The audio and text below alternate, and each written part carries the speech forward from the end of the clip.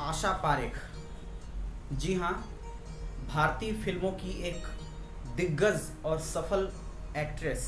उनको साल 2020 का दादा साहब फाल्के पुरस्कार से सम्मानित किया जाएगा और ये अवार्ड उनके डेट ऑफ बर्थ यानी उनका 2 अक्टूबर को बर्थडे है, उससे ठीक 2 दिन पहले 30 सितंबर 2022 को दिया जाएगा।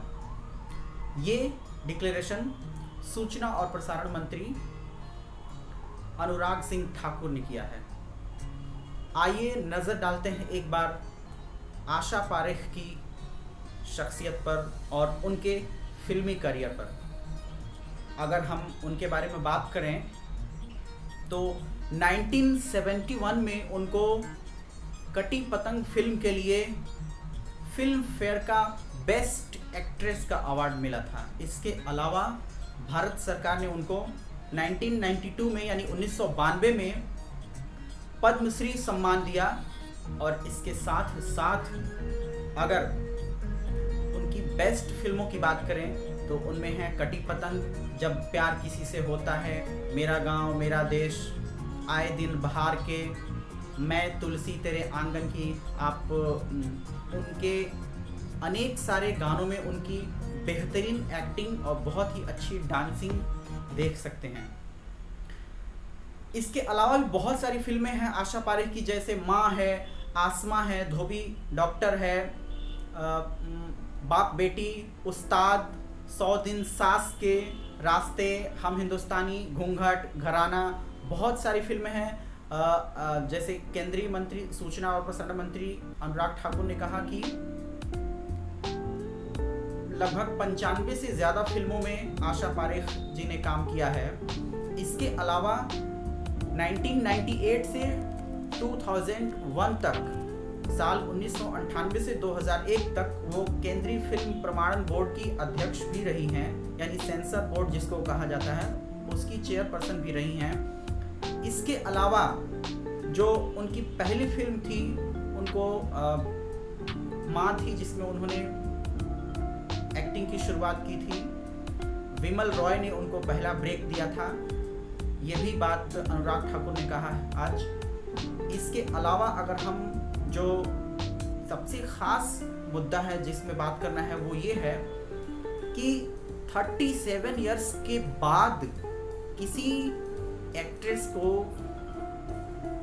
ये दादा साहब फाल्के अवार्ड मिल रहा है।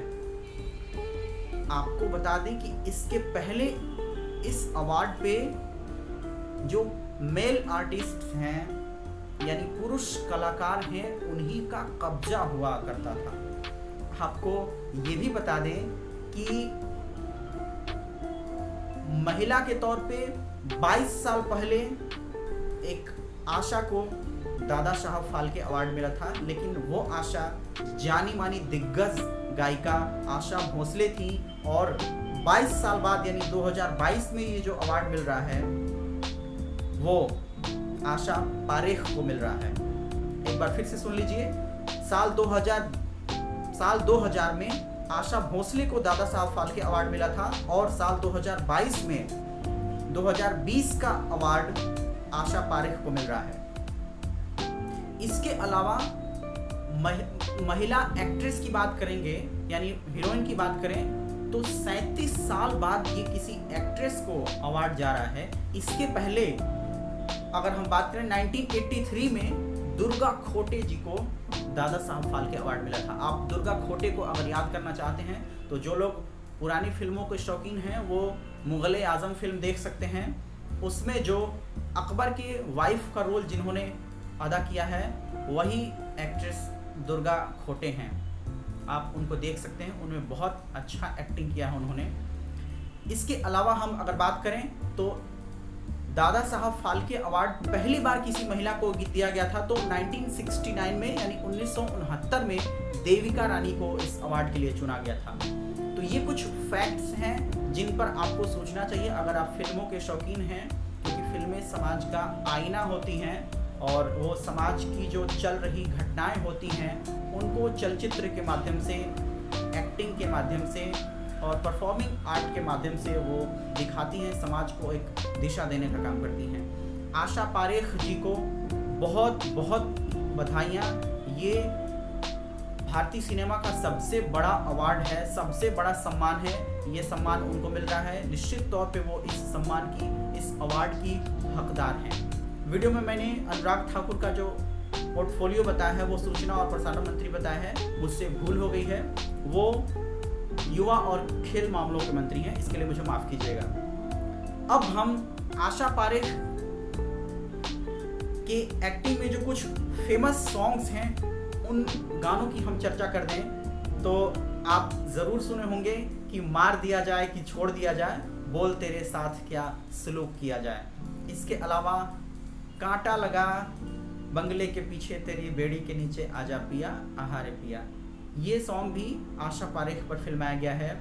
इसके अलावा एक और बहुत अच्छा सॉन्ग है, जब चली ठंडी हवा जब उठी काली घटा, ये भी आशा पारेख की एक्टिंग से ही इस गीत को फिल्माया गया है। इसके अलावा साथिया नहीं जाना कि जीना लगे, और बहुत ही फेमस सॉन्ग है सायोनारा सायोनारा, ये गाना भी। इसके अलावा तेरे कारण तेरे कारण तेरे कारण मेरे साजन। इसके अलावा अगर आप देखना चाहते हैं तो मैं तुलसी तेरे आंगन की, ये उनकी बहुत अच्छी मूवी है, यानी कि वो एक दिग्गज एक्ट्रेस रही हैं और दादा साहब फाल्के अवार्ड की पूरी हकदार हैं। तो एक बार फिर से आशा पारेख जी को बहुत बहुत बधाइयाँ। आपको चलते चलते ये भी बता दें कि आशा पारेख सिंगल हैं और 2 अक्टूबर 1942 को उनका जन्म हुआ था और 2 अक्टूबर 2022 को उनका 80वां बर्थडे है।